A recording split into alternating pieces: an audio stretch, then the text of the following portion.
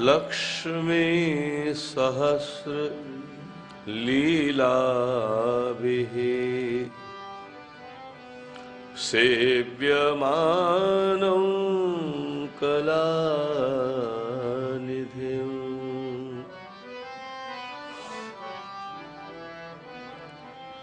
चतुर्भिश्च चतुर्भिश्चत्रिभिस्तथा षड्भिर्विराजते योऽसौ पंचधा हृदये मम। कृष्णाय वासुदेवाय हरये परमात्मने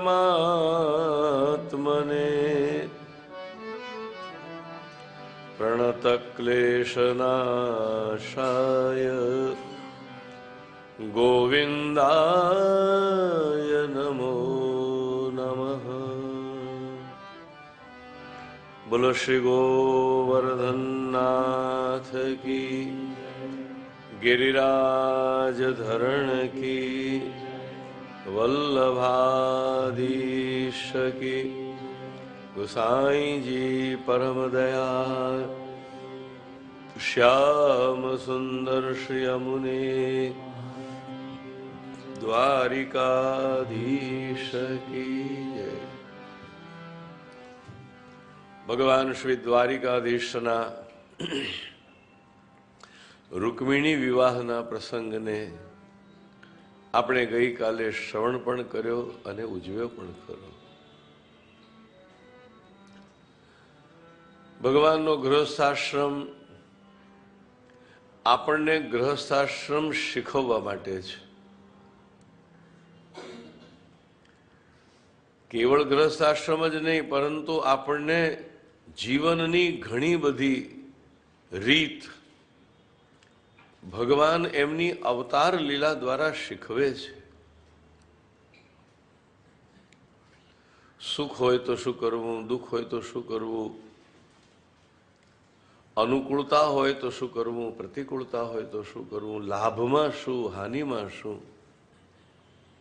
વિષમ પરિસ્થિતિમાં પણ મનુષ્ય શું કરવું, એ ભગવાને જેમ આપણે કહે છે ને કે જ્ઞાન બે રીતે મળે, થિયરી અને પ્રેક્ટિકલ, તો કૃષ્ણ અવતારમાં થિયરી પણ છે અને પ્રેક્ટિકલ પણ છે।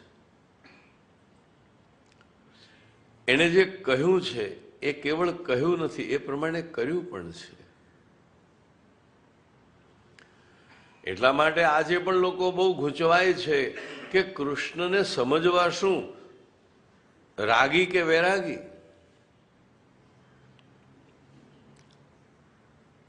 જેટલા શંકર વૈરાગી છે એવા જ કૃષ્ણ વૈરાગી છે, પણ શંકરનો વૈરાગ્ય દેખાઈ આવે છે અને શ્રી કૃષ્ણનો વૈરાગ્ય છુપાયેલો છે। રાગની ભીતર વિરાગ છુપાયો છે અને એ થોડું અઘરું કામ છે। ભોગની વચ્ચે પણ કોઈ માનવી અભોગતા રહે। ગીતાજીમાં ભગવાને બહુ આદરપૂર્વક જનક વગેરે રાજાઓનો ઉલ્લેખ કર્યો છે। કર્મણ્ય વહી સંસિદ્ધિ સ્થિતા જનક આદય। કથા એવી છે કે એકવાર નારદજીને પૂછ્યું જનકને કે મહારાજ, બધા તમને વિદેહી કહે છે, પણ તમે તો રાજમહેલ છે, રાણી છે, વૈભવ છે, તમે વિદેહી કેવી રીતે? અને પછી જનકે એમને આખી વાત બતાવી, સમજાવી।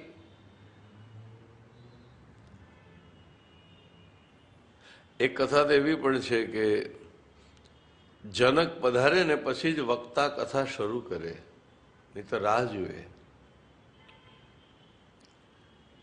તો ગામના લોકો ટીકા કરવા લાગ્યા કે આ મહાત્મા, કોઈ કહે છે આ સુખદેવજીની કથા છે, કોઈ કહે છે ઋષિની કથા છે. કથા વક્તા કોણ હતા એ વિવાદમાં ન પડીએ, પણ સુખદેવજી અથવા અન્ય કોઈ વક્તા એ રાહ જુએ એમની જનકની, પછી જ કથા શરૂ કરે.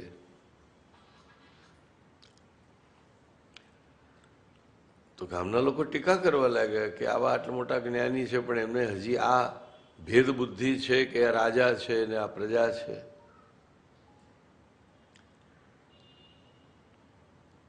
મહાત્મા સમજી ગયા. એનો જવાબ એમણે એ રીતે આપ્યો કે એક દિવસ એવી એમણે માયા પ્રગટ કરી કે કથામાં બેઠેલા બધાને એવું લાગ્યું કે ગામમાં આગ લાગી છે. હવે દરેકના પોતાના ઘર હતા, પરિવાર હતો, એટલે વિવેક પૂરતું પણ કહેવા ઊભા ન રહ્યા કે અમે જઈએ. સૌ દોડી દોડીને, અરે મારું ઘર, અરે મારા બાળકો, કથા છોડી છોડીને સૌ ભાગી ગયા, બધા જ ભાગી ગયા. એક જનક નિરાંતે બેઠા હતા. પૂછ્યું, જનક, જેના ઘર હતા એ બધા ભાગ્યા બચાવવા માટે, તો તમારો તો મહેલ છે. ત્યારે જનક એક શ્લોક બોલ્યા, મિથિલાયામ દહ્યમાનાયામ નમે દહ્યતે કિંચન. ગુરુદેવ, આગ મિથિલાને લાગી છે, જનકને નથી લાગી. આપ આપનો સત્સંગ ચાલુ રાખો, મને કોઈ ફરક પડતો નથી.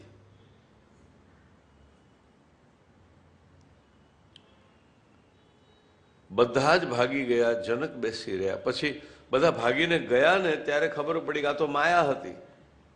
એટલે બધા પાછા ભોંઠા પડીને પાછા આવ્યા. ત્યારે કહ્યું કે હું રાજાની રાહ એટલા માટે જોતો હતો કે તમને બધાને તો જે કથા મળે છે એ તમને બધાને કથા મળે છે રાજા જનકની કૃપાના કારણે.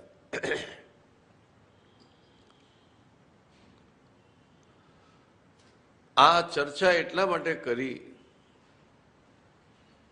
કે ભગવાનની કથા મનુષ્યને જીવન જીવવાની બધી બહુ રીત શીખવે છે.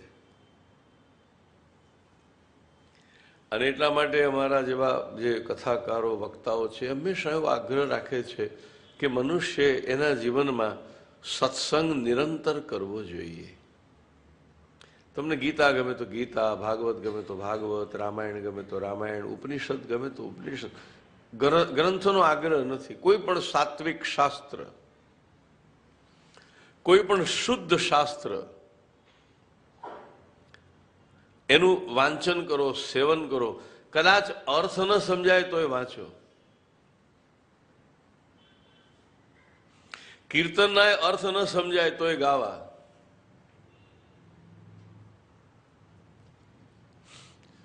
એક ફ્રેન્ચ અને એક અંગ્રેજ વિદ્યાર્થી સાથે ભણતા હતા. તો એક ફ્રેન્ચમાં પ્રાર્થના કરે ને બીજો ઇંગ્લિશમાં પ્રાર્થના કરે. પછી બે વચ્ચે એકવાર ચર્ચા થઈ કે પેલો ઇંગ્લિશમાં પ્રાર્થના કરનારો કહે કે ભગવાનને ફ્રેન્ચ આવડે છે કે તું ફ્રેન્ચમાં પ્રાર્થના કરું છું? હું તો માનું છું કે ભગવાનને ઇંગ્લિશ જ આવડે છે. ત્યારે પેલાએ કહ્યું કે મને ફ્રેન્ચ નથી આવડતી, તને અંગ્રેજી નથી આવડતી, પણ ભગવાનને બધી ભાષા આવડે છે. કારણ કે ભગવાન પાસે ભાષા છે પ્રેમની ભાષા. અને પ્રેમની ભાષા રશિયન, ફ્રેન્ચ, અંગ્રેજી એવા કોઈ જુદા જુદા પ્રદેશો સાથે સંકળાયેલી ભાષા નથી. દાખલા તરીકે લાફ્ટર, હસવું. હવે હસવામાં તમે એમ કહો છો કે Indian laughter, Russian laughter, French laughter, American laughter. માણસ હસે છે ત્યારે હસે જ. પછી ચાઇનીઝ હોય કે રશિયન હોય કે જાપાનીઝ હોય કે ઇન્ડિયન હોય, જીવન જીવવાની રીત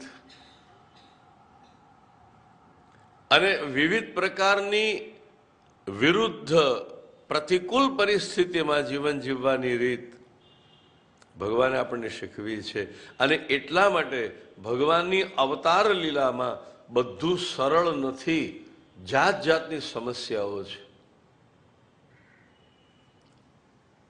દ્વારિકા પધાર્યા પછી પણ શ્રી કૃષ્ણની સમસ્યાઓ ઓછી નથી થઈ. ભૂમિનો ભાર દૂર કરવો છે. રૂકમિણી સાથે ભગવાનના લગ્ન થયા, સત્યભામા, જાંબવતી, કાલિંદી, પણ આ બધાની સાથે લગ્ન કરતા ભગવાને આપણને ગૃહસ્થ જીવનની રીત બતાવી છે. ઘરમાં કઈ રીતે રહેવું, પરિવાર વચ્ચે કઈ રીતે રહેવું.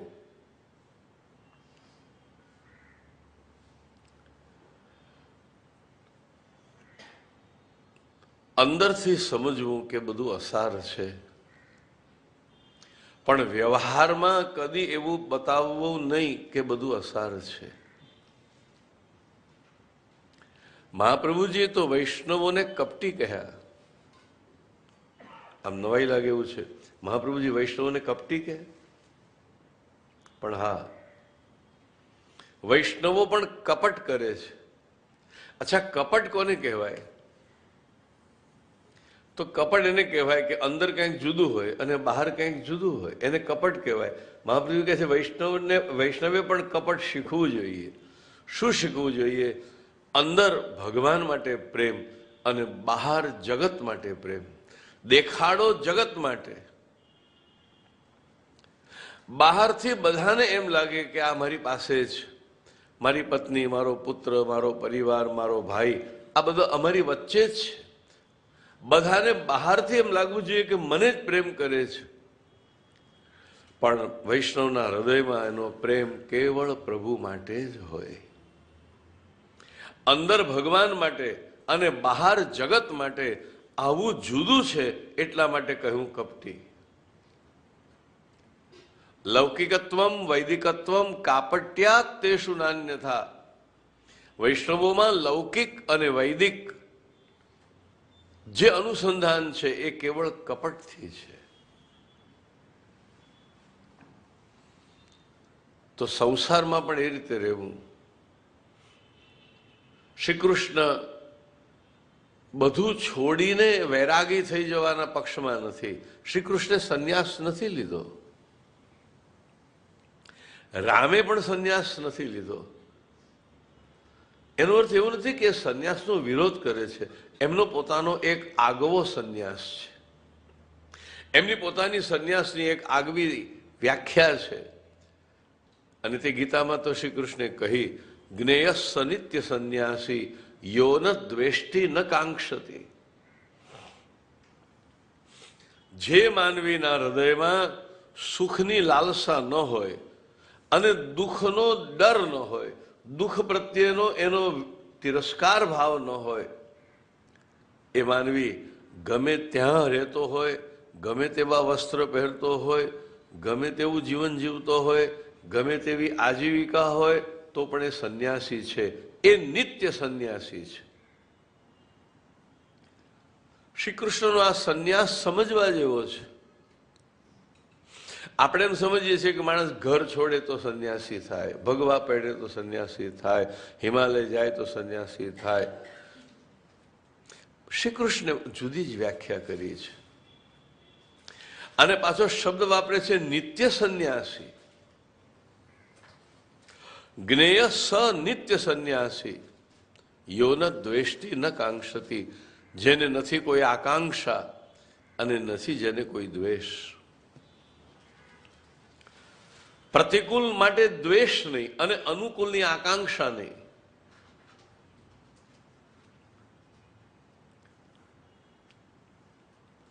એ સંન્યાસી છે. અને એવું જ ભગવાને પોતે પણ અવતાર લીલામાં બતાવ્યું છે. થોડાક પ્રસંગો પણ જોઈએ અને પછી એમાંથી આપણને શું પ્રેરણા મળે છે તે પણ જોઈએ.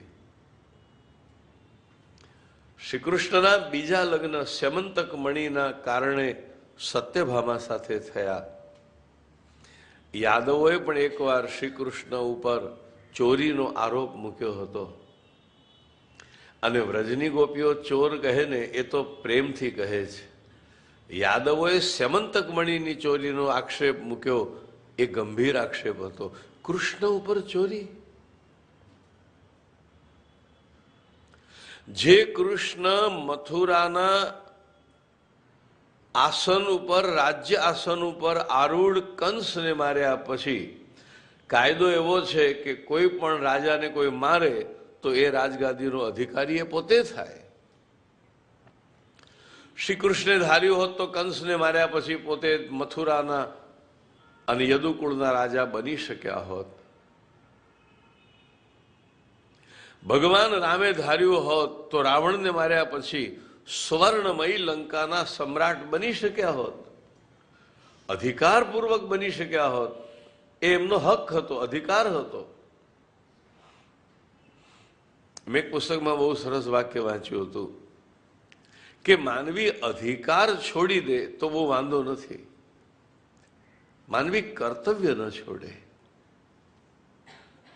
તમારો હક, તમારો અધિકાર છોડવો પડે તો છોડી દો, પણ કર્તવ્ય ન છોડશો. અને પછી લખનારાએ એને માટે સરસ ઉદાહરણ આપ્યું હતું કે રામે અયોધ્યાના રાજપાટનો ત્યાગ કર્યો, પણ રામે ધનુષ્ય બાણનો ત્યાગ ન કર્યો.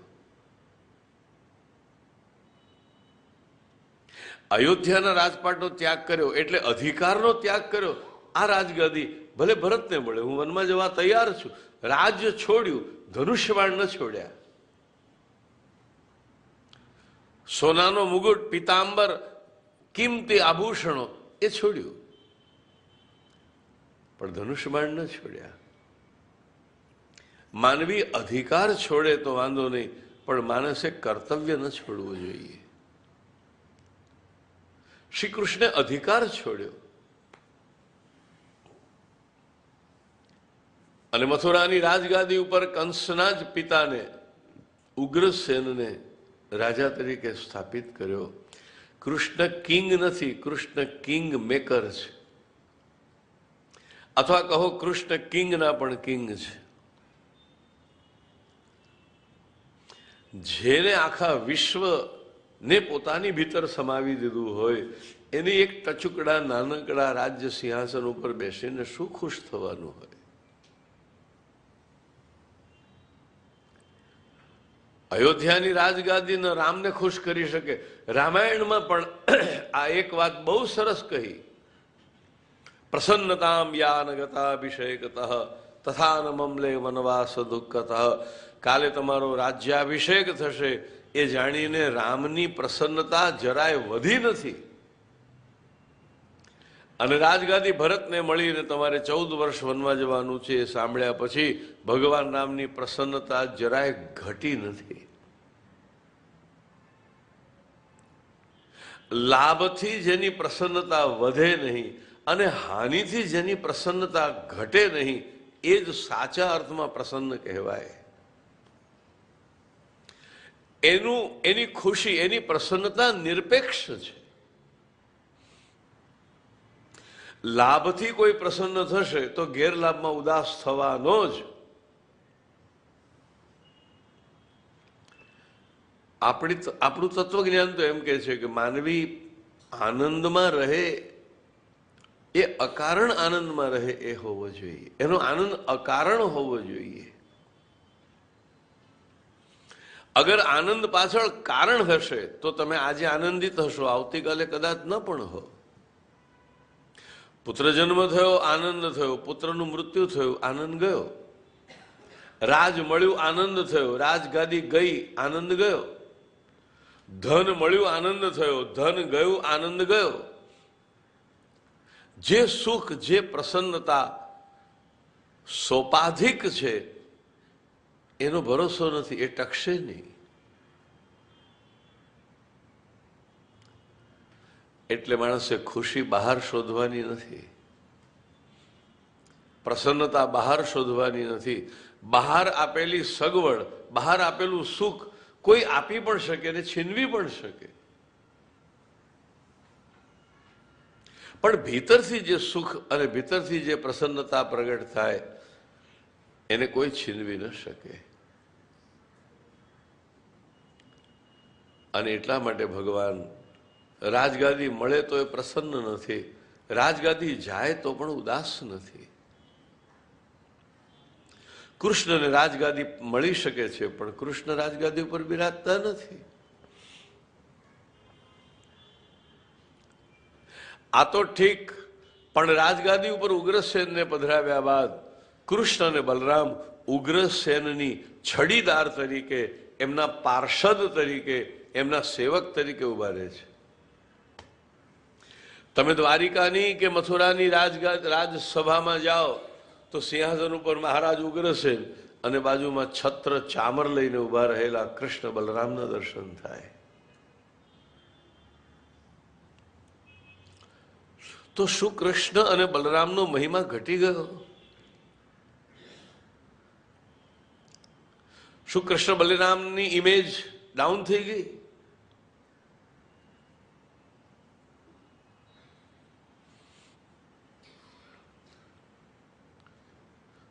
લઘુને લઘુતા મળે તો લઘુ થઈ જાય, પરંતુ જે તો ગૌરવાન્વિત છે એને તો લઘુતા પણ ગૌરવ જ આપે છે. મોટો નાની પદવીમાં હોય તો પણ એ મોટો જ રહે છે. અને એટલા માટે ભગવાને આ બધી લીલા કરી. શ્રી કૃષ્ણના ઉપર પણ ચોરીનું આળ આવ્યું છે. શ્રી કૃષ્ણ એનાથી વ્યથિત તો નથી થયા, પરંતુ એ મણીને શોધી લાવવા માટે તો નીકળ્યા છે. મણી સત્રાજીત પાસે હતો. સત્રાજીતનો ભાઈ પ્રસેન મણી લઈને શિકાર કરવા માટે ગયો અને પાછો ના આવ્યો. શ્રી કૃષ્ણે એને કહ્યું હતું સત્રાજીતને કે આટલી બધી મૂલ્યવાન વસ્તુ તારી પાસે છે, રોજ અષ્ટભાર સુવર્ણ જેમાંથી પ્રગટ થાય, આ વસ્તુ કોક દિવસ તને હાનિ કરશે. આ મણી તું રાજ્ય ભંડારમાં આપી દે. નાના માણસને મોટાઈ પ્રાપ્ત થાય એવું કંઈક મળી ગયું હોય તો એ જલ્દી છોડે નહીં. એને મણી ન આપ્યો. મણી ભગવાનને અર્પણ ન કર્યો, એક ક્ષણથી એ મણી દુઃખદાયી બની ગયો. પછી જેની જેની પાસે ગયો છે એને તકલીફ થઈ છે. પ્રસેન સિંહના હાથે મર્યો, સિંહને જાંબવાને માર્યો, અને જાંબવાને મણી લઈને પોતાની ગુફામાં ગયો છે. કૃષ્ણ શોધતા શોધતા ગુફામાં આવ્યા. કૃષ્ણ અને જાંબવાન વચ્ચે દિવસો સુધી યુદ્ધ ચાલ્યું છે. જાંબવાન શરણે આવ્યો. ભગવાને એને દર્શન આપ્યા કે મારા સીતાપતિ રામ એ જ કૃષ્ણ થઈને પધાર્યા છે. મહાપ્રભુજી કહે છે રામાવતારમાં જે લક્ષ્મણ છે એ જ કૃષ્ણાવતારમાં બલરામ છે. રામાવતારમાં જે સરયુ છે એ જ કૃષ્ણાવતારમાં ગોમતી છે. ભગવાન શ્રી કૃષ્ણ જાંબવતીને લઈને પધાર્યા.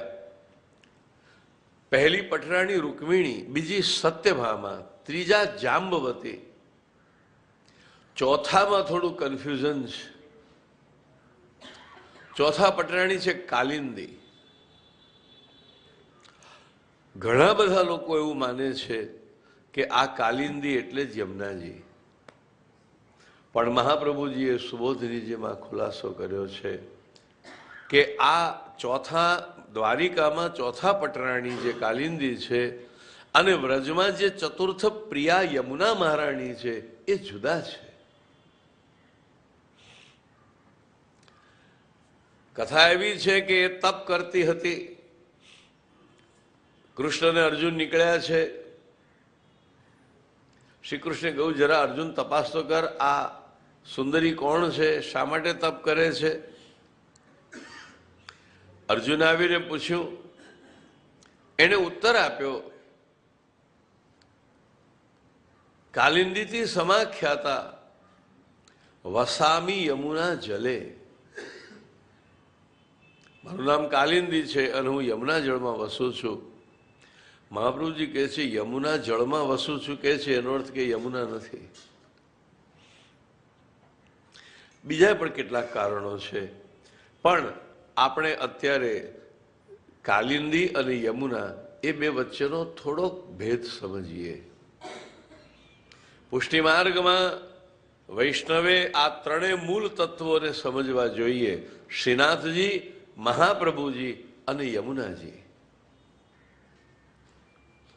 શ્રીનાથજીનું સ્વરૂપ એટલે તો કૃષ્ણ. ઘણા બધા એવા ખ્યાલમાં છે કે કૃષ્ણ જુદા અને શ્રીનાથજી જુદા. વૈષ્ણવ તો શ્રીનાથજીને માને, કૃષ્ણને ન માને, એવું નથી. શ્રી કૃષ્ણનું જ એક રૂપ, શ્રી કૃષ્ણની જ એક મુદ્રા, શ્રી કૃષ્ણનું જ એક દર્શનીય સ્વરૂપ એ શ્રીનાથજી છે. એ તો લાડમાં આપણે ટૂંકું કહીએ છીએ શ્રીનાથજી. આખું નામ તો છે શ્રી ગોવર્ધનનાથજી. એનું ટૂંકું પછી લાડમાં નિક નેમ બનાવી લીધું શ્રીજી બાવા શ્રીનાથજી. આખું નામ છે એનું શ્રી ગોવર્ધનનાથજી. ગોવર્ધનના નાથ, ગોવર્ધન જેને ભજે છે. કાલે મેં તમને કહ્યું હતું ગિરિરાજ હરિદાસ વર્ય છે. ગોવર્ધન જેને ભજે છે એ ગોવર્ધનના સ્વામી શ્રીનાથજી. શ્રીનાથજી વિશે ઘણું કહેવાયું છે એટલે અત્યારે એની ચર્ચા બહુ નથી કરતો, પણ શ્રીનાથજીના સ્વરૂપમાં આખું વ્રજ બિરાજે છે. બીજું સ્વરૂપ, બીજો મહિમા છે આપણે ત્યાં મહાપ્રભુજીનો. મહાપ્રભુજી શું સ્વરૂપ છે? મહાપ્રભુજીના સ્વરૂપમાં એક નહીં, 5, 6, 7 જાતની જુદી જુદી ભાવનાઓ છે. મહાપ્રભુજીના સ્વરૂપમાં એક ભાવના એ છે કે મહાપ્રભુજી સાક્ષાત શ્રી કૃષ્ણનું સ્વરૂપ છે. અગ્નિત્વમ વર્ણિતમ તે કવિભિરપી સદા વસ્તુતઃ કૃષ્ણ એવ. ગુસાઈજી કહે છે મહાપ્રભુજી ખરેખર શ્રી કૃષ્ણ જ છે. અને અનેક વૈષ્ણવોને મહાપ્રભુજીમાં શ્રી કૃષ્ણના દર્શન થયા છે. તમારી ભાવના હોય ને તો તમારી જેમાં ભાવના હોય એના દર્શન તમને ગમે તે દિવ્ય તત્વમાં થઈ જાય. તમે શંકરના ભક્ત હો ને તો હનુમાનજીના મંદિરે જાઓ ને તો તમને હનુમાનજીમાં શંકરના જ દર્શન થાય. તમે રામના ભક્ત હો અને શિવ મંદિરમાં જાઓ તો શિવમાં પણ તમને રામના જ દર્શન થાય.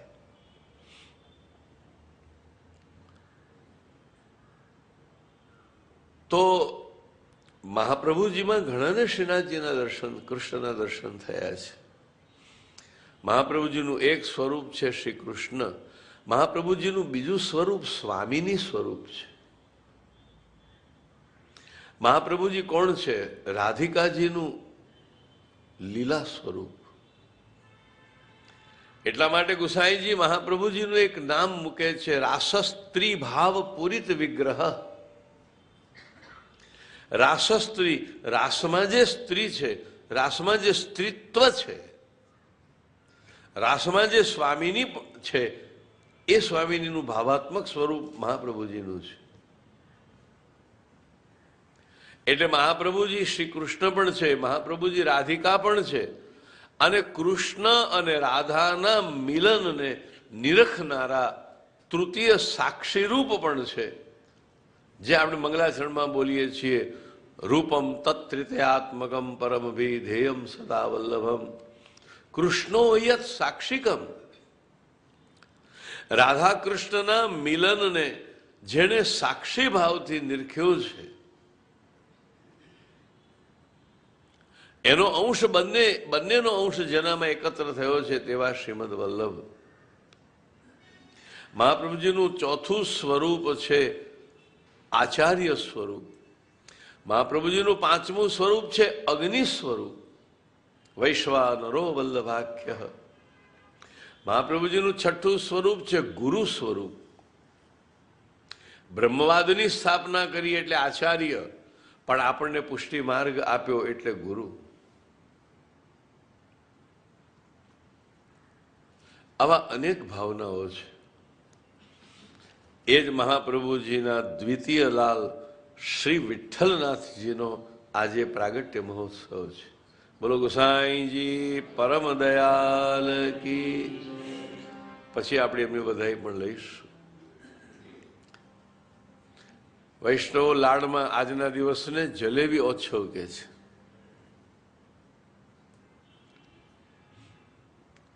ગુલાબ જાંબુ, ઠોર અને જલેબી, આમાં ફેર શું? ઠોરમાં જે રસ છે એ બહાર વધારે, અંદર થોડો. ઠોર અંદરથી સહેજ મોળો જ હોય, બહાર એના ઉપર પડ હોય, એ ચાસણીનું, ડબલ ચાસણીનું, 3 તારી કે જે હોય. ગુલાબ જાંબુમાં અંદર બહાર બધે જ મીઠાશ સરખી. રસગુલ્લામાં, ગુલાબ જાંબુમાં અંદર બહાર બધે મીઠાશ સરખી હોય, ફેલાઈ ગયેલું હોય છેક સુધી. પણ જલેબી એવી વસ્તુ છે કે જેની અંદર રસ છુપાયેલો હોય છે. રસ હોય, ચાસણી હોય, રસ હોય, પણ એ જલેબીની અંદર છુપાયેલી હોય. બહારથી કદાચ થોડી કોરી લાગે, પણ અંદર રસ ભરેલી હોય. વૈષ્ણવ કદાચ બહારથી બહુ ભગવદ રસથી રસમય ન લાગે, પણ અંદરથી આખો ભગવદ રસથી રસિક હોય, ભગવદ રસથી ભરેલો હોય.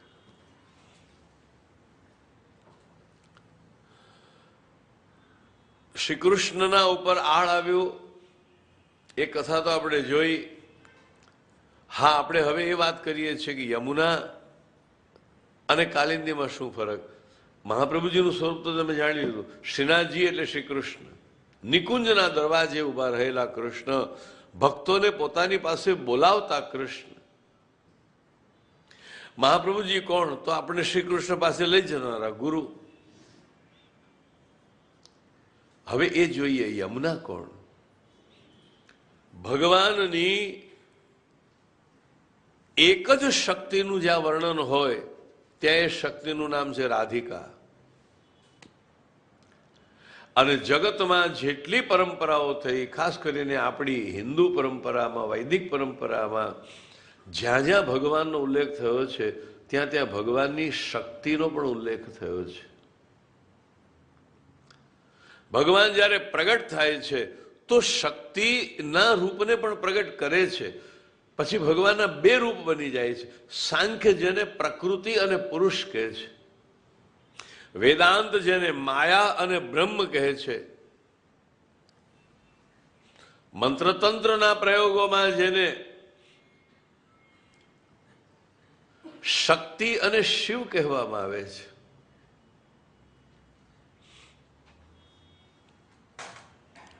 સીતા અને રામ, એવી જ રીતે લક્ષ્મી અને નારાયણ, એવી જ રીતે રાધા અને કૃષ્ણ. રાધા શક્તિ છે અને કૃષ્ણ શક્તિમાન છે. રાધામાં જે ર છે ને એનો અર્થ છે રમા. પછી જે અ છે એનો અર્થ છે આદિ ગોપિકા. ર એટલે રમા, આ એટલે આદિ ગોપિકા, ધ એટલે ધરતી. આ બધી જ ભગવાનની પત્નીઓ છે, આ બધી જ ભગવાનની શક્તિઓ છે. એક જ રાધા તત્વ 4 રીતે ફેલાયું છે. રાધામાંથી જ રમા, રમા એટલે લક્ષ્મી વૈકુંઠમાં, અથવા શેષનાગ, ભગવાન શેષનાગ ઉપર પોઢ્યા છે અને જે ભગવાનના ચરણ દબાવે છે એ આ સ્વરૂપ. રકાર રમયા પ્રોક્તઃ અકારાત આદિ ગોપિકા, ધકારાત ધરા. ર એટલે રમા, આ એટલે આદિ ગોપી, ગોપિકાનું આદિ રૂપ, મૂળ રૂપ શ્રુતિઓનું. ધ એટલે ધરતી. અને પછી જે આ આવ્યો છેલ્લો આ, એ છે વિરજા. ગોલોકમાં જે વિરજા નદી છે એ જ નદી એ વિરજાનું સ્વરૂપ જે મૂળમાં એક સ્વામીની સ્વરૂપ હતું, એ ભૂતળ ઉપર જ્યારે કલિંદ પર્વત દ્વારા ધરતી ઉપર આવ્યું તો બધાએ એને કાલિંદી અથવા યમુના નામ આપ્યું છે. તો ભગવાનની 4 શક્તિઓ છે, અથવા એક શક્તિના 4 રૂપ છે. મૂળ શક્તિ રાધિકા, રાધા વલ્લભ સંપ્રદાય છે ને, એ લોકો તો રાધાજીની મૂર્તિ રાખતા જ નથી. એ તો કે શક્તિને કોઈ આકાર ન હોય. કૃષ્ણની મૂર્તિ હોય પણ રાધાજીની મૂર્તિ ન હોય, માત્ર ગાદી હોય. આપણી બેઠકોમાં તમે જુઓ ને, બેઠકોમાં મહાપ્રભુજીની મૂર્તિ ક્યાં હોય છે? ગાદી તો ક્યાં જ હોય છે? અમૂર્તમાંથી તમારે મૂર્તિ શોધી કાઢવાની છે. અમૂર્તમાંથી મૂર્તિની ભાવના કરવાની છે. તો ભગવાનની મૂળ શક્તિ છે રાધા. પછી એ જ્યારે 4 રીતે વિભક્ત થાય છે તો એમાં ચોથી છે યમુના. પહેલું રાધા તત્વ, બીજું ચંદ્રાવલી તત્વ, ત્રીજું લલિતાનું સ્વરૂપ. અથવા એમ કહો કે પુષ્ટિ માર્ગમાં 4 યુથ છે. વ્રજ સ્ત્રીઓના, વ્રજવનિતાઓના 4 યુથ છે. પહેલું યુથ છે સાત્વિક, એની અધિષ્ઠાત્રી રાધાજી. બીજું યુથ છે રાજસ, એની અધિષ્ઠાત્રી ચંદ્રાવલી. ત્રીજું યુથ છે તામસ, એની અધિષ્ઠાત્રી લલિતા, કુમારિકાઓની અધિષ્ઠાત્રી. અને ચોથું નિર્ગુણ યુથ છે, એની અધિષ્ઠાત્રી શ્રી યમુના મહારાણી છે. અને એટલા માટે આપણે ત્યાં યમુનાનો બહુ મહિમા છે. પુષ્ટિ માર્ગમાં યમુના માત્ર નદી તરીકે જોવાતા નથી, અથવા જેનો ગંગા સાથે સમાગમ થાય છે, ગંગા નદી અને યમુના નદી, એ અર્થમાં જોવાતું નથી. જરા યમનાષ્ટકનો પાઠ યાદ કરો. આખા યમનાષ્ટકમાં મહાપ્રભુજીએ કોઈ જગ્યાએ યમુનાને નદી નથી કહી. મહાપ્રભુજી કોઈ જગ્યાએ તીર્થની વાત આવે તો યમુનાનું નામ નથી લેતા. તીર્થની વાત આવે, સર્વોત્તમ તીર્થની વાત આવે તો મહાપ્રભુજી ગંગાનું નામ લેશે. ગંગાદિ તીર્થ વર્યેષુ દુષ્ટૈરેવા વ્રતેષ્વિહ જ્ઞાપિતા ખિલ મહાત્મ્ય કૃષ્ણ એવ ગતિર્મમ. અગર તીર્થમાં શ્રેષ્ઠ તીર્થ હોય તો ગંગા, નદીઓમાં શ્રેષ્ઠ નદી હોય તો ગંગા. યમુના નદી નથી.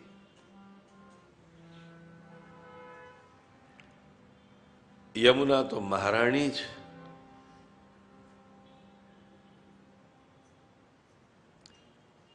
મદન મોહન કી ખરી પિયારી, પટરાણી જુ કહાવે. તિહારો દરસ મોહે ભાવે, શ્રી યમુનાજી તિહારો દરસ મોહે ભાવે. શ્રી યમુનાજી તિહારો દરસ મોહે ભાવે.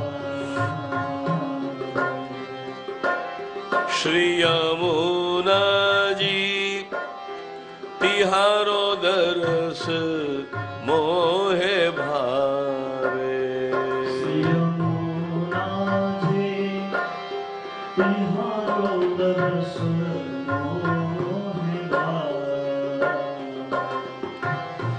श्री गोकुल के निकट बहत हो,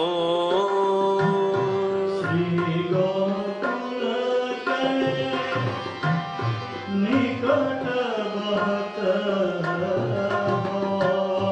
लहरन की छवि आवे श्री यमुना जी. लहरन की छवि आवे श्री यमुना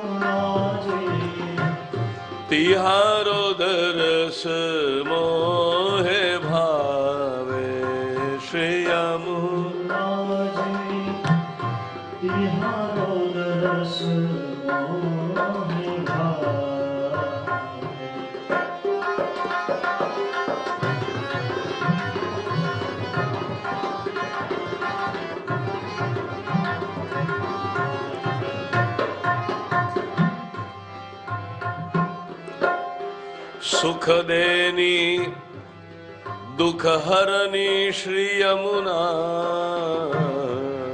सुख देनी दुख हरनी श्री यमुना, सुख देनी दुख हरनी श्री यमुना, जो जन प्रात उठी नावे, जो जन प्रात उठी नावे, मदन मोहन की खरिए पियारे, मदन मोहन की खरिए पियारे, पटरानी जू कहावे,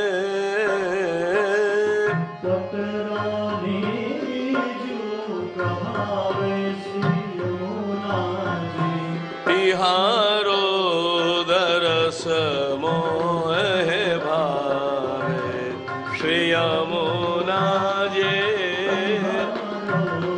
दरस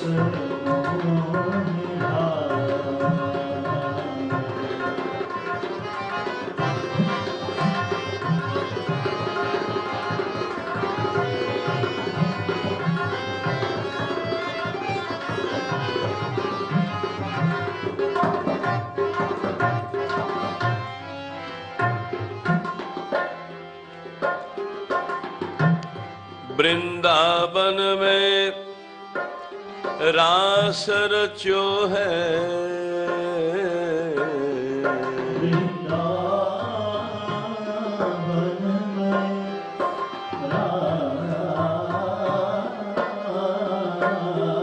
रास रचो है, वृंदावन में रास रचो है, मोहन मुरली बजावे, मोहन मुरली बजावे, वृंदावन में रास रचो है, वृंदावन में रास रचो है, मोहन मुरली बजावे, मोहन मुरली बजावे, सूरदास प्रभु तिहारे मिलन को, सूरदास सारे म प गम ध पद म प गम रे मरे सा,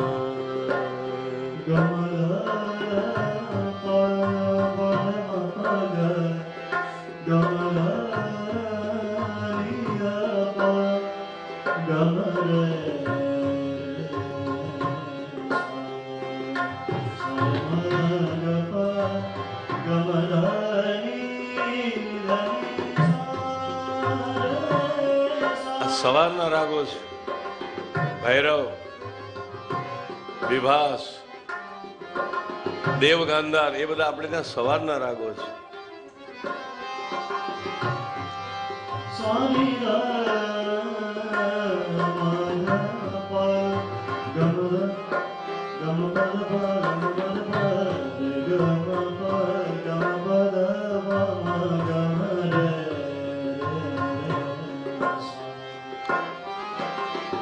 वृंदावन में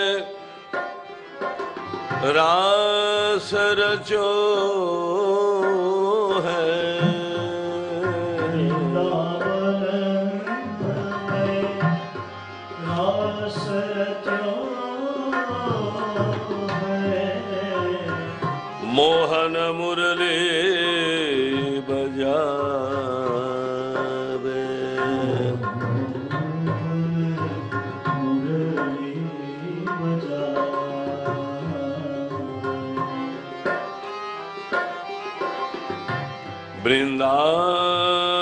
वृंदावन में सूरदास प्रभु तिहारे मिलन को वेद विमल यश गावे. सूरदास प्रभु तिहारे मिलन को.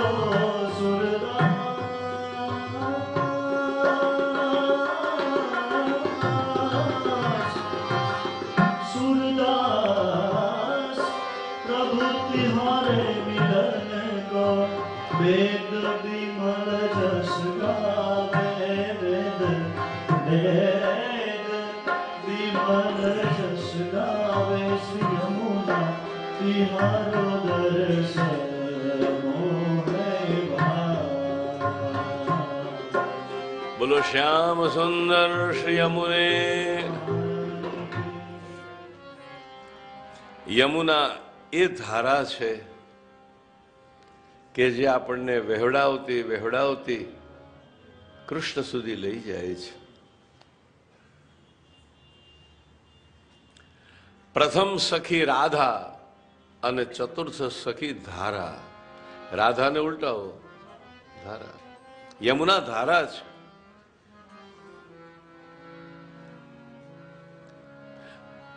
અચ્છા, એના બે મુખ્ય નામ, એક તો યમુના અને બીજું કાલિંદી. યમુના નામના પણ બે અર્થ છે. યમ ઉના, સંસ્કૃતમાં ઊન શબ્દ નો અર્થ થાય છે ઓછું, ઉતરતું. અંગ્રેજીમાં જેને આપણે સબ કહીએ ને,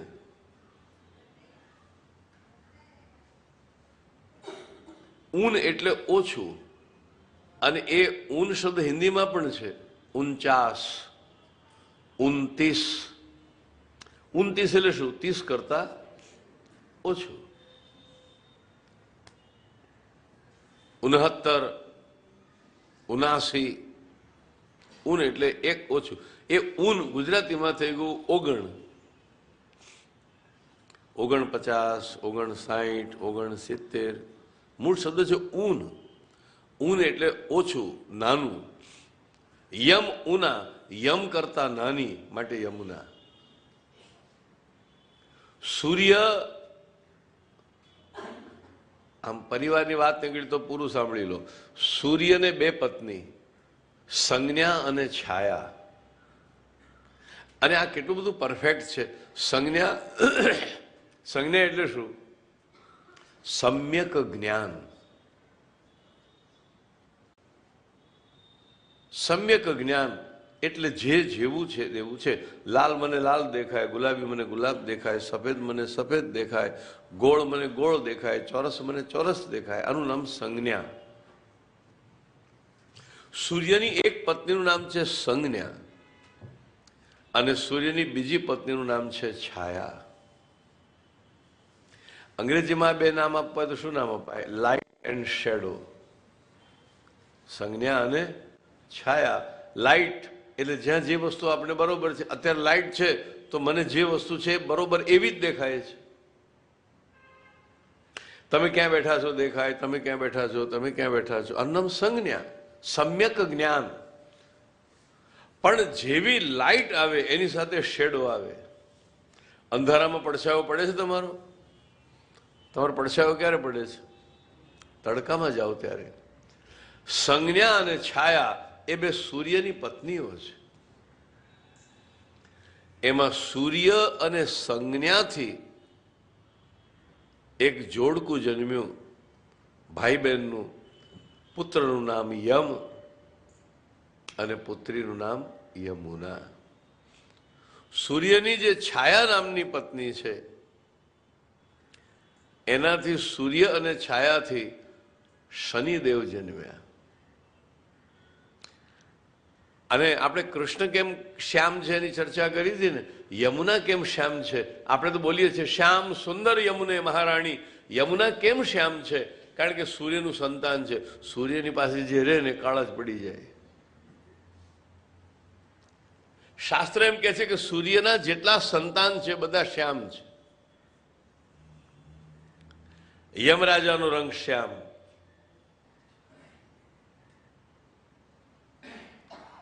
શનિનો રંગ પણ શ્યામ. નીલાંજન સમાભાસમ રવિપુત્રમ યમાગ્રજમ. નીલાંજન, અંજન જેવા નીલ વર્ણના. શનિનો રંગ શ્યામ, યમનો રંગ શ્યામ, યમુનાનો રંગ પણ શ્યામ, કારણ કે સૂર્યનું સંતાન છે. પછી એક બીજી દીકરી પણ થઈ, એનું નામ તાપી, એ પણ સૂર્યપુત્રી છે. સુરતના લોકોને તાપી બહુ વાલી. વચ્ચે બહુ પૂર આવ્યું ને, તો મેં એક સુરતવાળા ભાઈને પૂછ્યું કે તમને બધાને તો તાપી બહુ ત્રાસ આપે. મને કેવું કહેશો નહીં, એ તો અમારી માં છે. માં તો કોક દાડો બાળકને થોડું ઠપકો આપે પણ ખરી, બાળકને કોઈક દિવસ માં જરાક હેરાન કરે પણ ખરી, પણ એ તો અમારી માં છે. અને વાત બહુ સાચી છે. એ કે અમારે મન તાપી નદી નથી, અમારે મન તો એ માં છે.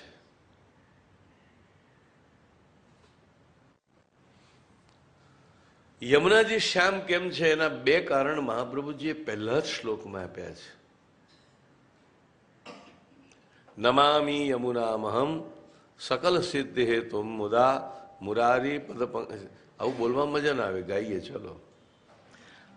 નમામી યમુનામહમ સકલ સિદ્ધિ હેતુમ મુદા મુરારી પદ પંકજ સ્ફુરદ મંદરેણુત્કટા તટસ્થ નવકાનન પ્રકટ મોદ પુષ્પાંબુના સુરાસુર સુપૂજિત સ્મરપિતુ શ્રિયં બિભ્રતિમ. યમુનાજીનો રંગ શ્યામ કેમ છે એના બે કારણ આ શ્લોકમાં છે. એક તો મુરારી પદ પંકજ સ્ફુરદ અમંદ રેણુત્કટામ. રેણુ એટલે રજ, ઉત્કટ એટલે ઘણી, અમંદ એટલે ઘણી. યમુનાજીમાં મુરારી પદ પંકજ શ્રી કૃષ્ણના ચરણ કમલની રજ બહુ છે. પાણીમાં જ્યારે રજકણ બહુ હોય તો પાણીનો રંગ ડોળો થઈ જાય. તમે કદી પ્રયાગ ગયા છો? પ્રયાગ જજો અને ત્રિવેણી સંગમમાં બરોબર વચ્ચે ઉભા રહેજો. તમારે કોઈને પૂછવું નહીં પડે કે આમાં ગંગાની ધારા કઈ ને યમુનાની ધારા કઈ. તમે ઉભા રહીને દર્શન કરશો તો તરત ખબર પડી જશે કે આ ધારા ગંગાની ના યમુનાની. કારણ કે ગંગાની ધારા ઉજ્જવલ હશે, યમુનાની ધારા શ્યામ હશે. રંગ જ કહી દે છે કે આ યમુના છે. યમુનાનો રંગ શ્યામ એટલા માટે છે કે અંદર ભગવત ચરણ રજ ભરપૂર છે. મુરારી પદ પંકજ સ્ફુરત અમંદ રેણુ, અમંદ ઘણું. અને બીજું કારણ એ પણ બતાવ્યું, યમુનાજી વિચાર કર્યો કે મારા પ્રભુને શ્યામ રંગ વધારે પ્રિય છે. કારણ કે વિષ્ણુનો રંગ શ્યામ, રામ અવતાર લે તો એ પાછા શ્યામ, કૃષ્ણ થઈને આવે તો પણ શ્યામ. મારા ભગવાનને શ્યામ રંગ બહુ પ્રિય છે, તો જે રંગ મારા ભગવાનને પ્રિય હોય એ રંગ જ હું ધારણ કરું.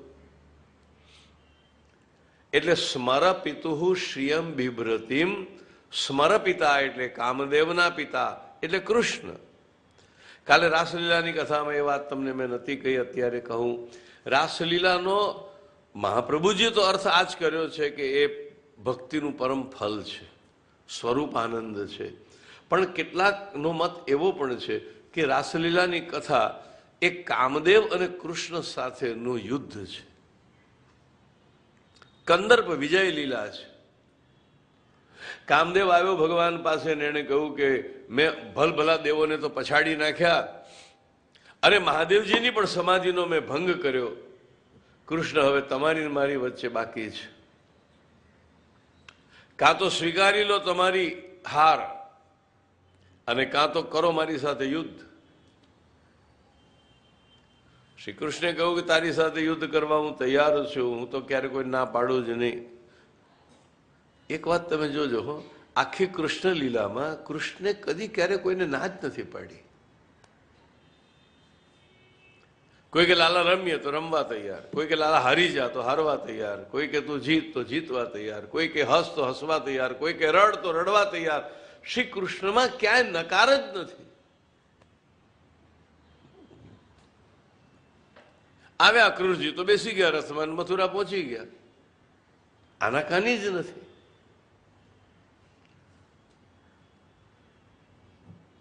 યદૃચ્છા જ્યાં લઈ જાય, જે સ્થિતિમાં લઈ જાય એ સ્થિતિમાં તૈયાર છે. તમે એમ ન માનશો કે કૃષ્ણ ભગવાન પછી બધાને આગળ હાથ દેખાડતા હતા કે જો ને આપણે કંઈ રાજયોગ છે કે પછી આખી જિંદગી ઢોરા જ ચારવાના છે.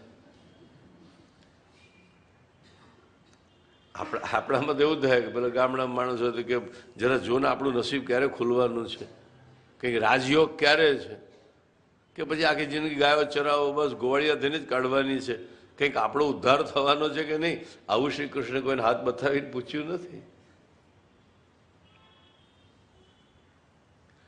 ગોપાલ બને તો પૂરેપૂરા ગોપાલ.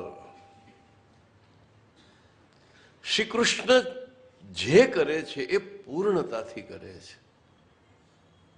પ્રેમ કરશે તો એના જેવો પ્રેમી નહીં, વેર કરશે તો એના જેવો વેરી નહીં, નૃત્ય કરે તો એના જેવો નૃત્યકાર નહીં, મિત્ર હોય તો એના જેવો કોઈ મિત્ર નહીં, શત્રુ તો એના જેવો કોઈ શત્રુ નહીં. કૃષ્ણ જે કરે પૂર્ણતાથી કરે છે. વિદ્યાભ્યાસ કરવા જાય તો એના જેવો કોઈ વિદ્યાર્થી નહીં. કૃષ્ણ જેવો વિદ્યાર્થી નહીં મળે, કૃષ્ણ જેવો ગુરુ નહીં મળે, કૃષ્ણ જેવો કોઈ કલાકાર નહીં મળે, કૃષ્ણ જેવો કોઈ સંન્યાસી નહીં મળે અને કૃષ્ણ જેવો કોઈ સંસારી નહીં મળે. એ બધી જ રીતે પૂર્ણ છે. ઠીક, ચાલો આપણે વાત તો પેલી કરતા હતા કે કામદેવે પડકાર કર્યો શ્રી કૃષ્ણને.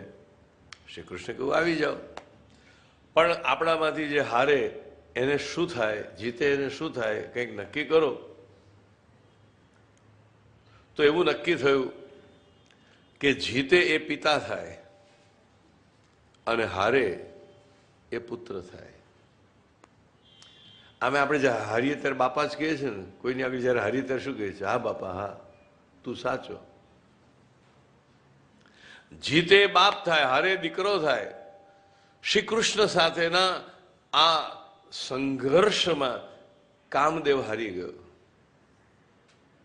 સુંદર સ્ત્રીઓ સાથે 6 મહિના રાસલીલા થવા છતાં શ્રી કૃષ્ણના મનમાં તો કોઈ વિકાર આવ્યો જ નહીં. કૃષ્ણ તો પરબ્રહ્મ છે, પણ ગોપીઓના મનમાં પણ કોઈ વિકાર આવ્યો નહીં.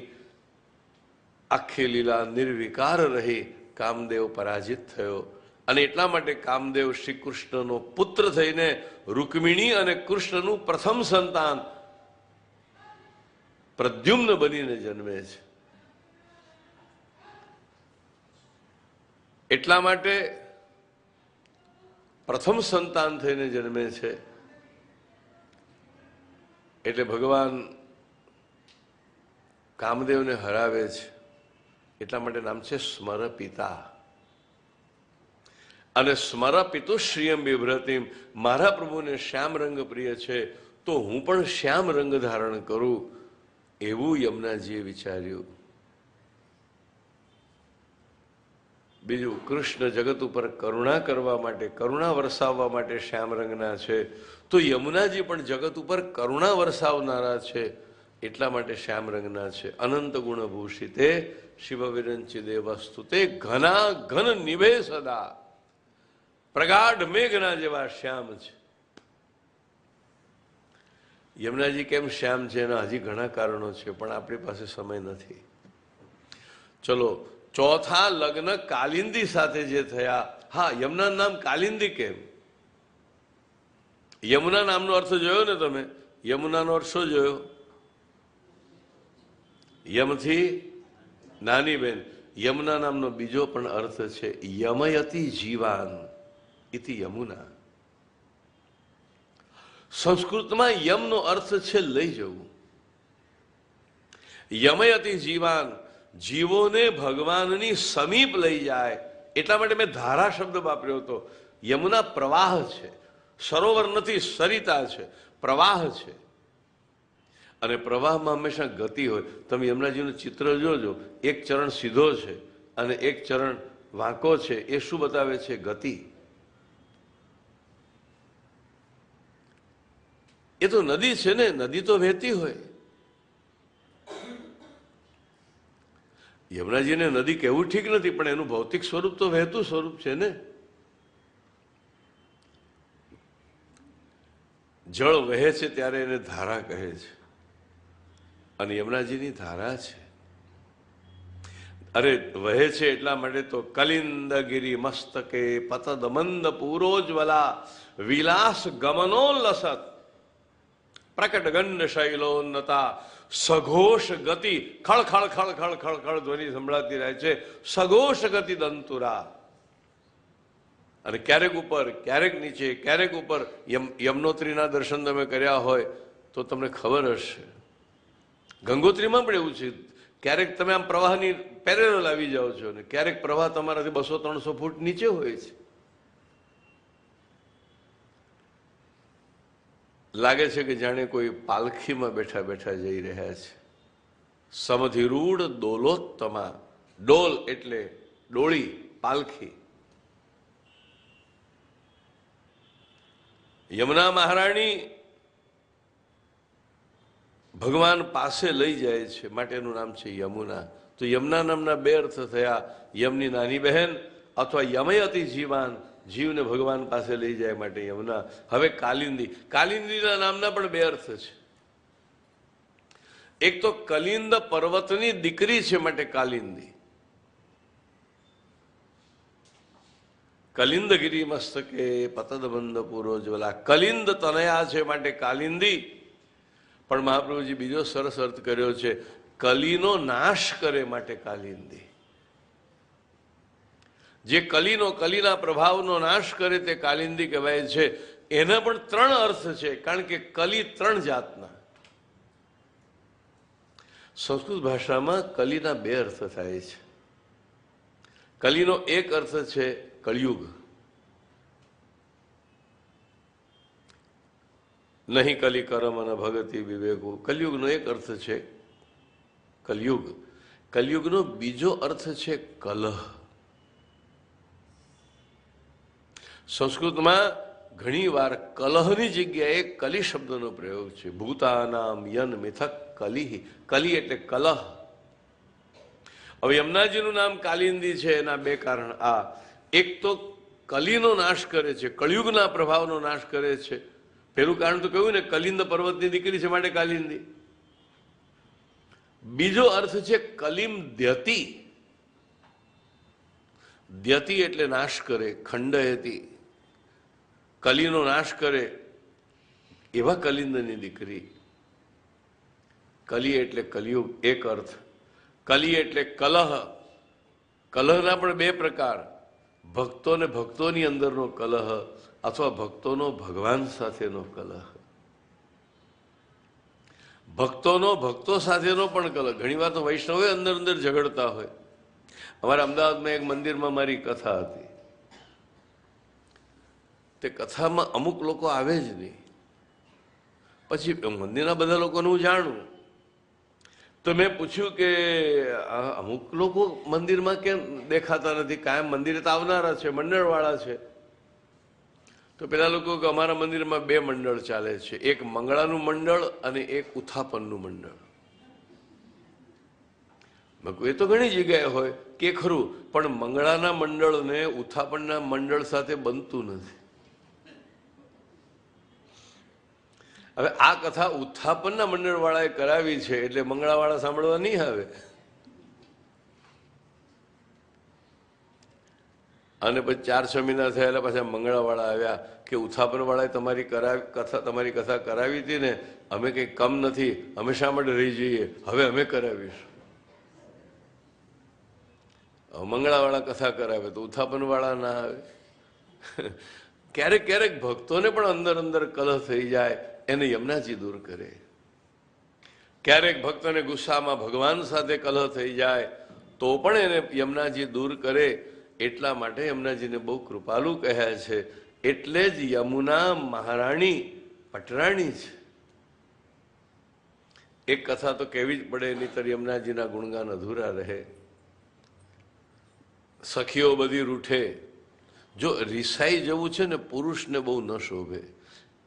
અને પુરુષ જો બહુ રિસાઈ જતો હોય ને તો એ સ્ત્રૈણ કહેવાય. એટલે એનામાં થોડું સ્ત્રી તત્વ કહેવાય. રિસાવવું સ્ત્રીને શોભે. આપણા પદોની રચનામાં જોજો તો રોજ સાંજે માનના પદો ગવાય છે. સ્વામીજી રિસાઈ જાય અને ઠાકોરજી મનાવે. સ્વામીજી રિસાય. આપણા દયારામે તો આખી એના ઉપર એક સુંદર રચના કરી છે. હવે સખી નહીં બોલું, નહીં બોલું, નહીં બોલું રે. રાધાજી રિસાઈ ગયા. સખીઓ પૂછે પણ રિસાઈ જવાનું કારણ શું? તો કે મને શશિવદની કહ્યું, ચંદ્રમુખી કહ્યું. સખીઓ કે જો સુંદર સ્ત્રીને ચંદ્રવદની કહેવાય. રાધાજી કહે છે આ મારા વખાણ નથી કર્યા, મારી નિંદા કરી છે. કેમ? ચંદ્ર સાથે મને સરખાવી. ચંદ્રબિંબમાં લાંછન છે. દયારામના શબ્દો. ચંદ્રબિંબમાં લાંછન છે. વળી રાહુ ગળે ખટ માસે. પક્ષે વધે કળા, પક્ષે ઘટે કળા. નિત્ય નૃત્ય નિત્ય ન પ્રકાશે. મને ચંદ્ર સાથે સરખાવી. ચંદ્રમાં તો લાંછન છે, મારા ઉપર લાંછન છે. વખાણ કરવામાં જોખમ. એક ભાઈ જમતા જમતા કહું કે આજે દાળ બહુ સરસ બની છે. એટલે પેલા રિસાઈ ગયા. એનો અર્થ એ જ છે ને કે રોજ ખરાબ બનાવું છું. હવે બિચારા કહેતા કહી દીધું કે આજે દાળ બહુ સારી બની છે. હું સમજુ છું તમે એ જ કહેવા માંગો છો કે રોજ ખરાબ બનાવું છું. કોક વાર કોકના વખાણ કરવા હોય તો વિચારીને કરજો. રાધાજી રિસાઈ જાય. ભગવાને કહ્યું કોક વાર જોજો, હું રિસાઈ ગયો ને તો તમને ભારે પડશે. જો હું માન ધારણ કરીશ તો એ માન કોઈ નહીં છોડાવી શકે. સખીઓ કહેવા લાગી અરે એ વાતમાં શું માલ છે, તમને તો મનાવી લેવા અમને માટે બહુ સહેલા છે. ચપટી વગાડતા મનાવી લઈએ. અને વાતમાં પછી તો ગાંઠ પડી ગઈ. અને ભગવાન માન ધારણ કરીને બેસી ગયા. કૃષ્ણ ભગવાન કોઈની સાથે બોલતા નથી, કોઈની સામે રિસાઈ ગયેલા જે બધું કરે એ બધું પછી થઈ ગયું. રિસાઈ ગયા, ન બોલે એને જવાબ આપે. રાધાજી મનાવે તોય ન માને, બીજી બધી સખીઓ મનાવે તોય ન માને. સમજાવીને, હસાવીને, મનાવીને, રોઈને બધી રીતે પ્રયત્ન કર્યા પણ ભગવાને માન ન છોડ્યું. સખીઓએ થયું આ તો આપણો હારવાનો સવાલ આવ્યો, હવે શું કરવું? એટલામાં ઘણા કહે છે આપણે યમુનાજીને પ્રાર્થના કરીએ, કદાચ યમુનાજી પ્રભુનું માન છોડાવે. તો આ બધી સખીઓ શ્રી યમુનાજી પાસે આવી અને યમુનાજીને પ્રાર્થના કરી કે આપ પ્રભુનું માન છોડાવો. યમુનાજીએ સરસ યુક્તિ કરી. જો યમુનાજી ભગવાનના જેવા શ્યામ છે, યમુનાજી ભગવાનના જેવા સુંદર છે, શ્યામ સુંદર. યમુનાજીએ ઠાકોરજીનો આખો શૃંગાર ધારણ કર્યો. હવે આ જમાનામાં કોઈ સ્ત્રી પુરુષનો વસ્ત્ર પહેરે તો આપણે તો આંખ ટેવાઈ ગઈ છે, આપણને કે બહુ નવાઈજનક ન લાગે. પણ એ જમાનામાં કોઈ સ્ત્રી પુરુષનો ના વસ્ત્ર પહેરે તો બહુ અટપટું લાગે. શ્રીનાથજીનો જે મુગુટ કાછીનો શૃંગાર છે એ શ્રી યમુનાજીએ ધારણ કર્યો. ભગવાનના જેવો મુગુટ, ભગવાનના જેવી કાછની પિતાંબર એ રીતે ધારણ કર્યું. માળાઓ ધારણ કરી. દૂરથી કોઈ જુએ ને તો એમ જ લાગે કે આ કૃષ્ણ છે. રૂપરંગ સરખા, શણગાર સરખો, આબેહૂબ કૃષ્ણ લાગે. હવે જ્યાં કૃષ્ણ રિસાઈને બેઠા હતા ત્યાં ધીરે ધીરે યમુનાજીએ પ્રવેશ કર્યો. ચરણમાં નુપુર. અને શ્રીનાથજી બાવાના તો પુરુષના શણગાર અને સ્ત્રીના શણગાર. વાંકે અંબોડે શ્રીનાથજી સુંદર શ્યામ સ્વરૂપ, શ્રી વલ્લભ સુત સેવા કરે એ શ્રી ગોકુલ શ્રી વલ્લભ સુત સેવા કરે એ શ્રી ગોકુલનાથ. કોઈ દિવસ પુરુષને ચીબુકનો શૃંગાર ન હોય. પુરુષ કાન વિધાવીને કુંડલ પહેરે એ તો પહેલેથી હતું, પણ પુરુષને લાંબો ચોટલો હોય ને એમાં વળી પાછી વેણી ગૂંથેલી હોય એવું હજી સુધી જોયું ને. લાંબા વાળ રાખે પુરુષો બરોબર છે, પણ એટલો લાંબો ચોટલો શ્રીનાથજીનો કેટલો લાંબો, અને પાછા એમાં ફૂલ ગૂંથેલા, એમાં વેણી ગૂંથેલી. વાંકે અંબોડ લે શ્રીનાથજી.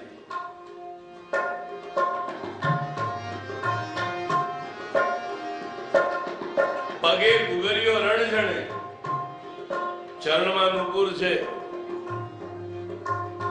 અંગૂઠામાં વેડ છે, કટી મેખલા છે, અહીંયા રત્નોના અને મોતીઓના અનેક હાર છે, કાનમાં કુંડલ છે, હડપચીએ હીરો જગમગે એના તેજ હડપચીએ હીરો છે, સુંદર નેત્ર છે, આંખમાં કાજળ છે, નાકમાં નખવેસર છે. પુરુષને કદી નખવેસર ન હોય એ સ્ત્રીનો શૃંગાર છે. એને હડપચીએ શૃંગાર ન હોય. શ્રીજી બાબાને પુરુષનો શૃંગાર છે અને સ્ત્રીનો પણ શૃંગાર છે.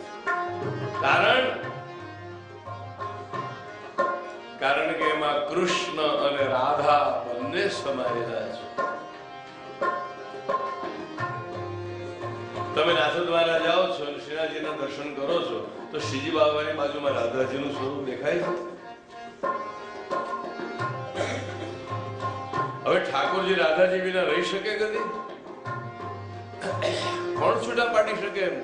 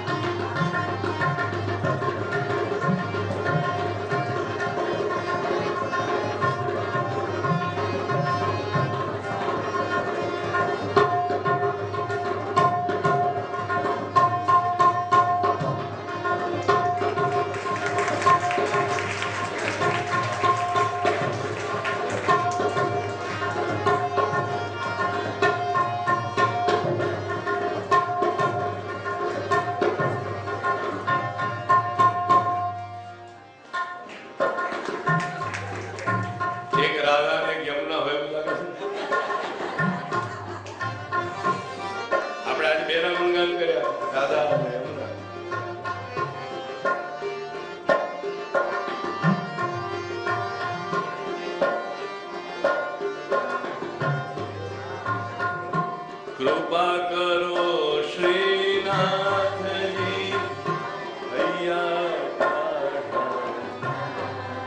ખૂબ સુંદર સ્વરૂપ છે શ્રીનાથજીનું.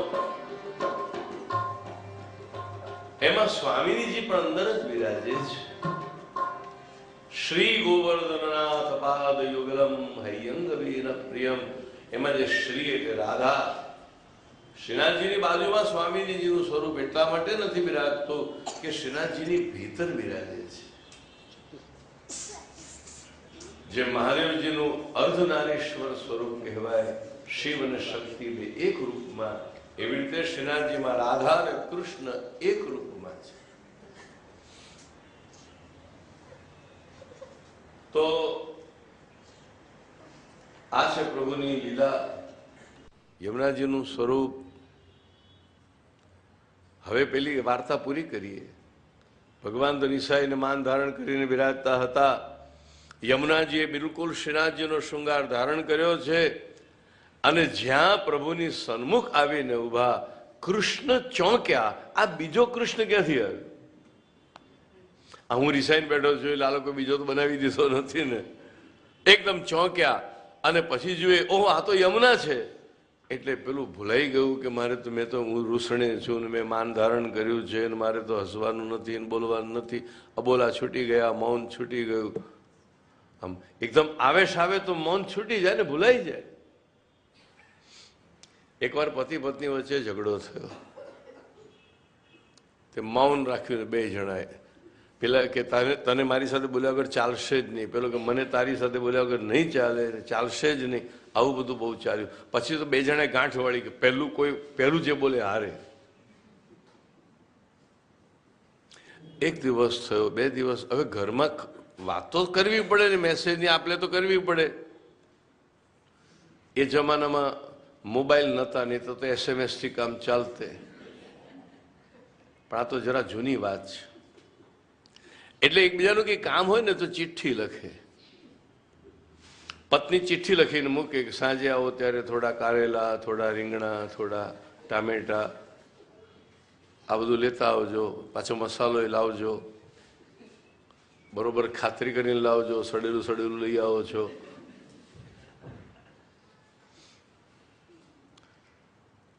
પેલા નક્કી કામ હોય તો ચિઠ્ઠી લખે, સાંજે 2 મહેમાન આવવાના છે માટે એની રસોઈ કરી રાખજે. આમ 3-4 દિવસ ચિઠ્ઠીથી વ્યવહાર ચાલ્યો. હવે એક દિવસ પતિદેવને વહેલા ટ્રેન પકડવાની હતી એટલે એણે ચિઠ્ઠી લખીને પત્નીને ચિઠ્ઠી આપી કે મને 5 વાગે જગાડી દેજે, મારે ટ્રેન પકડવાની છે. ચિઠ્ઠી લખીને મૂકી દીધી પત્નીના ઓશિકા ઉપર. પત્ની આમ ચિઠ્ઠી વાંચીને પાછી મૂકી દીધી. ઓલા સવારે આંખ ઉગડી ત્યારે તો 7 વાગેલા. ટ્રેન ગઈ, અગત્યનું કામ હતું, જવું પડે એવું હતું. અને 7 જોયા ઘડિયાળમાં એટલે પેલું ભૂલાઈ ગયું કે મારે બોલવાનું નથી. એકદમ ગુસ્સામાં બોલી ગયા, અરે મને જગાડ્યો કેમ નહીં? 5 વાગે જગાડવાની મેં ચિઠ્ઠી મૂકી હતી. એટલે પત્ની ઈશારો કર્યો તો પતિના ઓશિકા ઉપર એક ચિઠ્ઠી મૂકેલી હતી, 5 વાગ્યા છે ઉઠો.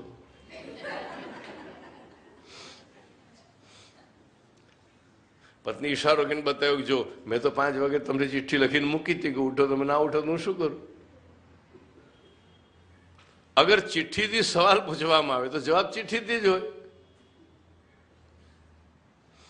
ભગવાન ભૂલી ગયા કે મેં માન ધારણ કર્યું છે, મેં રૂસણું ધારણ કર્યું છે. યમુનાજીના દર્શન કરતાની સાથે એકદમ અદ્ભુત આશ્ચર્ય થયો, આનંદ થયો. ઓહો આ તો યમુનાજી છે. અને માન છૂટી ગયું. એટલે બધી સખીઓએ નક્કી કર્યું કે અમે બધી તો મહારાણી, પણ હે યમુનાજી તમે તો પટરાણી છો.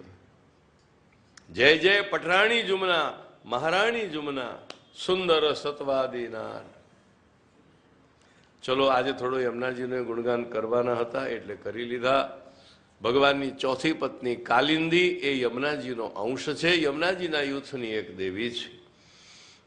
ભગવાનની 3 શક્તિઓ છે, આધિભૌતિક શક્તિ આ જગતની શક્તિઓ, આધ્યાત્મિક શક્તિ આ રૂકમિણી સત્યભામા ઇત્યાદિ, અને આધિદૈવિકી આહ્લાદીની શક્તિ એ વ્રજની રાધિકા, લલિતા, ચંદ્રાવલી, વિશાખા ઇત્યાદિ.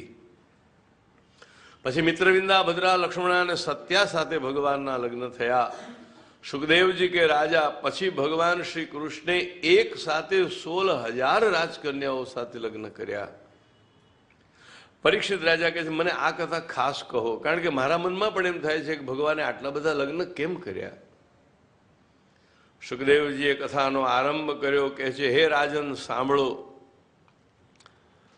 એક અસુર હતો ભૂમિનો પુત્ર, અને ભૂમિના પુત્રનું નામ ભૂમિનો પુત્ર હતું એટલે ભૌમાસુર નામ હતું. એને વળી એવું વરદાન હતું કે માતા કહે મર તો જ મરે. હવે કોઈ માતાને ખબર હોય કે મારા સંતાનનું મૃત્યુ મારી જ વાણીમાં છે તો કદી એના સંતાનને મર કે કદી ન કે. કોઈ માં ક્યારે કે કદી ન કે. તો ભૌમાસુરને કોઈ મારી નથી શકતું. ઇન્દ્ર એની ફરિયાદ લઈને આવ્યો, પ્રભુ ભૌમાસુર તો મને પણ ત્રાસ આપે છે, લોકોને ત્રાસ આપે છે, અને અમે એને મારી નથી શકતા કારણ કે માતા મારે કહે તો મરે. ઇન્દ્રના છત્ર કુંડલ વગેરે હરી ગયો છે. શ્રી કૃષ્ણે કહ્યું કે ચાલો આપણે પણ એનો ઉપાય કરીએ. પણ ભગવાને સાથે લીધા સત્યભામાને.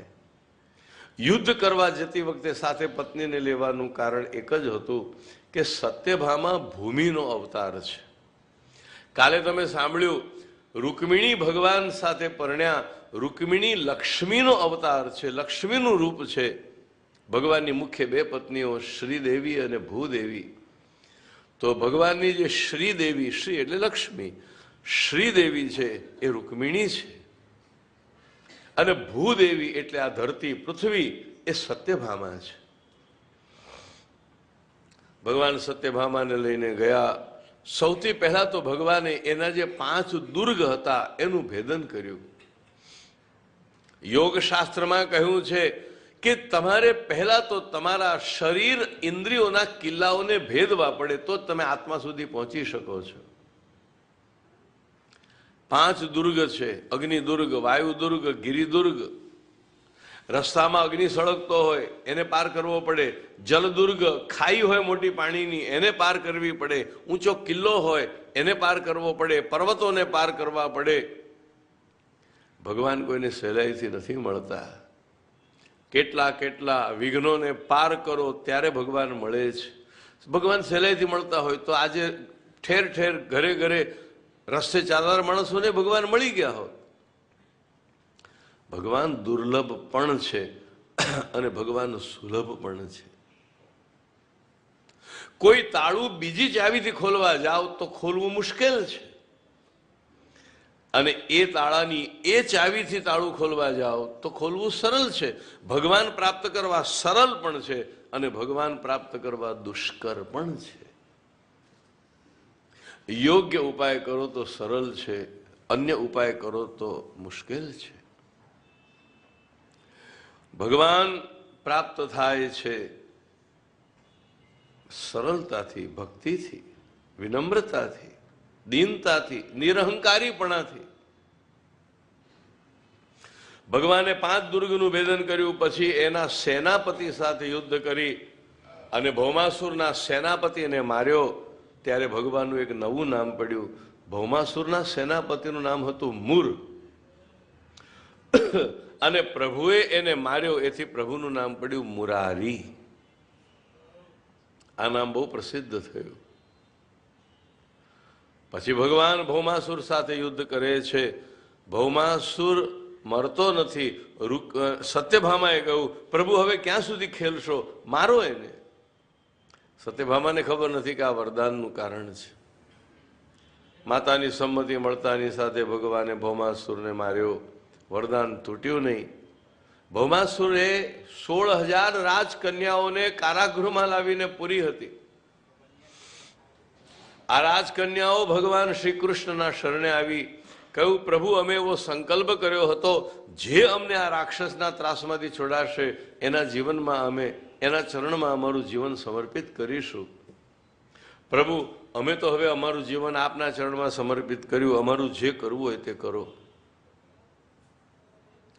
ભગવાને વિચાર કર્યો, સમાજ ઘણી વાર આવી વ્યક્તિઓને નથી સ્વીકારતો. જો ને સીતાજી માટે પણ શંકા ન કરી સમાજે. તમે કહો ગામના એક માણસે સીતાજી માટે શંકા કરી, એમાં રામચંદ્રજી આવું બધું ન કરવું જોઈએ. પણ થોડુંક ઓછું જ સમજીએ છીએ આપણે. અયોધ્યાના એક માણસે જ્યારે સીતાજી ઉપર શંકા કરી તો બીજા બધા માણસોએ કોઈએ એનો વિરોધ ન કર્યો. હું એક વાત કહું અને કોઈ એનો વિરોધ ન કરે તો એનો અર્થ એ થયો કે એ બધાની થોડે ઘણે અંશે પણ એમાં સંમતિ છે. આપણે એમ ન માનશો કે રામચંદ્રજી એટલા બધા છીછરા હતા કે કોઈની એક વાત સાંભળીને તરત આટલો ભયંકર નિર્ણય લઈ લીધો. તો એક સાધારણ માનવીમાં રામમાં શું તફાવત? પણ જ્યારે દૂતે આવીને કહ્યું કે એક ધોબી એની પત્નીને આમ કહેતો હતો, તો રામે પૂછ્યું કે આ એની પત્નીને જ્યારે ઝઘડતો હતો ત્યારે ગામના બીજા બધા લોકો હાજર હતા? તો કે હા, ઝઘડો થાય એટલે લોકો તો ભેગા થઈ જાય, ટોળું ભેગું થઈ જાય. રામે પૂછ્યું એ ટોળાએ તે વખતે શું કર્યું? તો કે ટોળામાંથી તો કોઈ કંઈ બોલ્યું નહીં. આ વાત ભગવાન રામને વધારે અસર કરી ગઈ. ભગવાન રામને દૂતે કહ્યું કે ગામના લોકો, અનેક લોકો આ વાત સાંભળતા હતા પણ કોઈ કંઈ બોલ્યા નહીં.